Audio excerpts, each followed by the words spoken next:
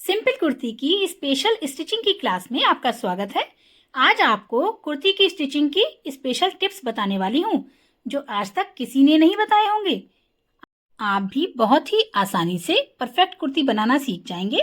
बस इस वीडियो को पूरा ध्यान से देखिए, एक भी स्टेप छूट ना जाए, इसीलिए लगातार वीडियो में बने रहें। गले के डिजाइन का वीडियो मैं पहले भी दे चुकी हूँ। अगर आपने नहीं देखा है तो कोई बात नहीं, परेशान मत होइए, मैं आगे फिर से बताऊंगी। चलिए आज की वीडियो को शुरू करते हैं। हम कुर्ती की सिलाई करते समय सबसे पहले उसका फ्रंट नेक बनाते हैं और आप जैसा कि देख रहे हैं हमने इसमें फ्रंट नेक बना लिया है और इस पीस को सीधा करके बिछाया है। अब इसके ऊपर हम कुर्ती के बैक पार्ट को उल्टा करके रखेंगे और उसे सेट करेंगे। बैक पीस को और फ्रंट पीस के तीरे को मिलाते हैं और इसके आर्महोल साइड से हम सिलना शुरू करते हैं। सिलाई के शुरू में ध्यान रखिए कि हमारा फ्रंट नेक बन चुका है, इसीलिए वो कपड़ा कम हो गया है। हम इस तरफ से सिलना शुरू करेंगे ताकि वो दोनों कपड़े आपस में सही तरीके से मिले रहें और बैक वाला कपड़ा जो कि ज्यादा है वो गले की तरफ ही बचना चाहिए। इस बात का ध्यान रखते हुए सिलाई को शुरू करते हैं। सिलाई के शुरू में किनारों को अच्छी तरह पक्का कर लें। एक ही जगह पर 2 या 3 बार सिलाई चलाने से वो किनारा पक्का हो जाता है और सिलाई जल्दी नहीं खुलती है। इस तरीके से सिलाई को पक्का करते हुए हम ये पूरी सिलाई लगाएंगे और फिर इस सिलाई के एंड में गले की साइड पे भी हम किनारे को पक्का करेंगे ताकि जब हम गले की फिनिशिंग करेंगे तो ये सिलाई खुल ना जाए। इन सभी बातों का ध्यान रखते हुए हम दोनों तीरों को जोड़ लेते हैं। देखिए हमारी एक तीरे की सिलाई तो लग चुकी है। चलिए अब दूसरी वाली साइड भी सिल लेते हैं। तीरे की सिलाई के लिए हमने आधा इंच का मार्जिन रखा था और उसके लिए जो लाइन खींची थी ना, बस उसी लाइन पे हम इस सिलाई को चलाएंगे। इससे ज्यादा कपड़ा हम इस सिलाई में बिल्कुल भी नहीं दबाएंगे। चलिए अब इसको हम सेट करके आपको गला दिखाते हैं। देखिए इस तरीके से हमारा गला नजर आ रहा है। अब इस पे हम और भी पट्टी लगाएंगे, लेकिन उससे पहले हम ये जो तीरे के जोड़ है ना, इन्हें फ्रंट साइड में कर लेते हैं। सिलने के बाद ये बैक साइड में जाएंगे, लेकिन पट्टी लगाते टाइम हम इन्हें फ्रंट साइड में कर लेते हैं। इस बात का ध्यान रखिए, ये आपको पहले किसी ने नहीं बताया होगा। गले को फिनिशिंग देने के लिए हमें और भी पट्टी चाहिए। उसे काटने का तरीका मैंने आपको फोटो में दिखाया है।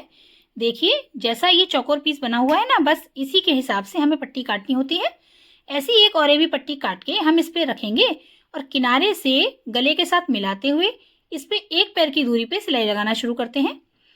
फ्रंट नेक बनाने के बाद पहले तीरे जोड़ने चाहिए और तीरे जोड़ने के बाद ही बैक नेक बनाना चाहिए। कभी भी दोनों नेक पहले बना के तीरे बाद में नहीं जोड़ते हैं, वो गलत तरीका होता है। चलिए अब इस पट्टी को लगाते समय ध्यान रखिए, हमें पट्टी या गले में कोई खिंचाव नहीं डालना है। अगर आप इसे पाइपिंग के रूप में लगाना चाहते हैं तो आप इस ऊपर वाली पट्टी को हल्का सा खींच सकते हैं, मगर गले पे बिल्कुल भी खिंचाव नहीं पड़ना चाहिए। और क्योंकि इस गले में हम पट्टी को पूरा अंदर मोड़ने वाले हैं, इसीलिए गले पे और पट्टी पे दोनों में से किसी भी चीज पे खिंचाव नहीं पड़ेगा। इस बात का ध्यान रखिए। देखिए अब हमारी सिलाई पूरी हो गई है। इस पट्टी के बचे हुए कपड़े को काट देते हैं और तीरे का जो जोड़ है उस मार्जिन को हम बैक साइड में ही फोल्ड करेंगे। उसके साथ ही इस पट्टी का बचा हुआ कपड़ा भी बैक साइड में फोल्ड हो जाएगा, जिससे हमारे गले की फिनिशिंग हो जाती है। और अब वो जो पट्टी है उसे हमें अंदर मोड़ना है। इसके लिए हम उस पट्टी के साथ मार्जिन को रखते हुए किनारे पे एक सिलाई लगाते हैं पट्टी के ऊपर, जो मुड़ के अंदर चली जाएगी। सीधी तरफ कोई सिलाई नहीं दिखेगी। इसे फॉल सीम कहते हैं। चलिए इस सिलाई को पूरा लगा लेते हैं। ऐसी ही छोटी छोटी मगर जरूरी बातें होती हैं जिनसे हमारे सिले हुए कपड़े में बहुत ही अच्छी फिनिशिंग आती है और अच्छी फिटिंग आती है। आपको अगर हमारी वीडियो पसंद आ रही है तो प्लीज हमारी वीडियो को लाइक कीजिए और अगर हमारे चैनल पे पहली बार आए हैं तो चैनल को सब्सक्राइब करके बेल आइकन ऑन कर लीजिए, आगे भी ऐसी अच्छी जानकारी पाने के लिए। देखिए हमारी सिलाई पूरी हो गई है। अब इस पट्टी को हमें अंदर मोड़ना है, तो एक्स्ट्रा कपड़े को थोड़ा सा फोल्ड करते हुए इस पट्टी को पूरा अंदर मोड़ देंगे। और अगर आप इस पे मशीन चलाना चाहते हैं तो मशीन चलाइए, तुरपाई करना चाहते हैं तो तुरपाई कर लीजिए और इस तरीके से हमारा ये बैक वाला नेक फिनिशिंग में आ जाएगा। चलिए अब हम साइड की फिटिंग करना बताते हैं। साइड के दोनों पीसों को मिला के रखेंगे और हमने जो 1.5 इंच का मार्जिन रखा था उतना मार्जिन छोड़ते हुए ही अपनी लाइनों पर ही सिलाई चलाएंगे। किनारे को पक्का जरूर कर दें, ये मैं आपको हर बार बताती हूँ।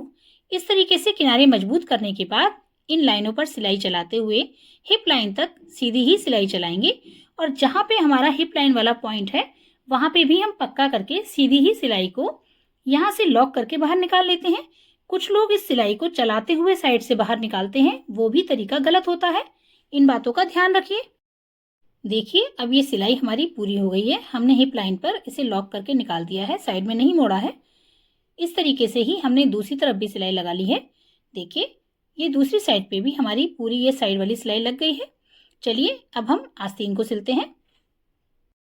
कुर्ती की कटिंग के टाइम मैंने आपको कम कपड़े में आस्तीन बनाना बताया था।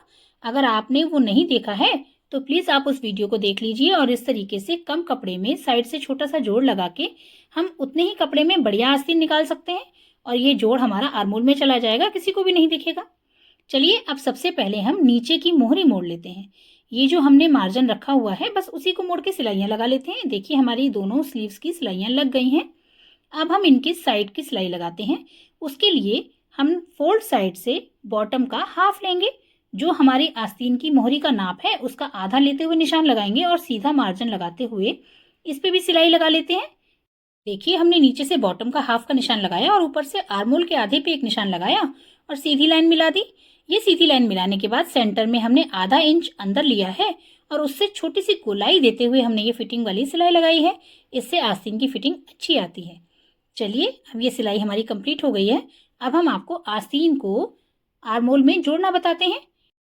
कुर्ती को उल्टा करके अपने सामने बिछा लेंगे और आस्तीन को भी उल्टा करके ही उसके साथ रखेंगे, ये देखते हुए कि दोनों की फ्रंट वाली शेप सामने आ रही हो। तब हमें पता चलेगा कि किस आर्मोल की आस्तीन कौन सी है। जब इस बात का पता चले तब आस्तीन को सीधा कर लीजिए।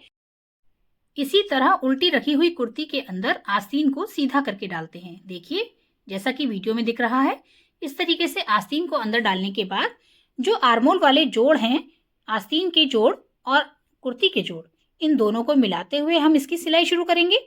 मगर यहाँ पे भी एक पॉइंट ध्यान रखने वाला होता है।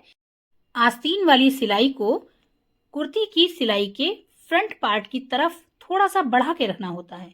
2 पॉइंट के लगभग इसको हम फ्रंट साइड में बढ़ा के रखते हैं, पॉइंट से पॉइंट मिला के नहीं रखते हैं। ऐसा करने से हमारी कुर्ती की फिटिंग बहुत अच्छी आती है। चलिए हम पहले इस सिलाई को लगा लेते हैं। देखिए हमने पूरी आर्मोल की सिलाई लगा ली है और ये जो मार्जिन है ना, इसे बैक साइड में इस तरीके से फोल्ड किया है। देख लीजिए आप भी ऐसे ही फोल्ड कीजिए, तो कभी भी जो आर्मोल के अंदर इकट्ठा कपड़ा हो जाता है ना, वो नहीं होगा। अब हमारी आस्तीन सिल चुकी है। देखिए आस्तीन सिलने के बाद इस तरीके से दिखाई देगी। मैं आपको पूरी कुर्ती दिखा रही हूँ। देखिए दोनों आस्तीन सिल चुकी हैं और हमारी ये कुर्ती अब ऐसी लग रही है। चलिए अब हम नीचे चाक फोल्ड कर लेते हैं। चाक के लिए हमने जो मार्जिन रखा हुआ है उस मार्जिन को फोल्ड करना है। कुर्ती को इस तरीके से बिछा के देखेंगे और जो मार्जिन है उसको हम अच्छी तरह फोल्ड करते हुए पूरी ही साइड में एक जैसा फोल्ड करते हैं।